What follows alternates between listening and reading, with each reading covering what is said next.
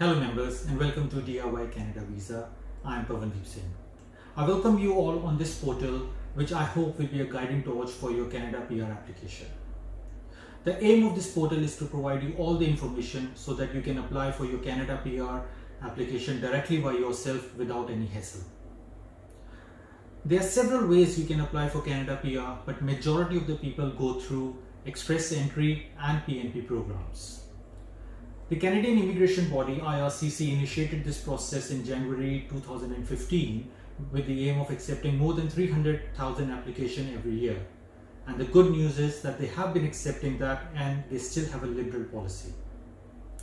On this portal, we have created several short videos ranging from 5 minutes to 45 minutes that covers all the aspects of Express Entry and PNP, like calculating your basic eligibility points, CRS ranking, how to file your application in Express Entry, and how to submit your documents after getting your invitation to apply. So it is very important that you listen and you watch these videos very carefully so that you do not make any mistakes while filing your application. I'll suggest you to watch how it works video so that you can get an overview of the Canada PR process, and after watching that video then you can click on my video section where all the videos related to this application process is there.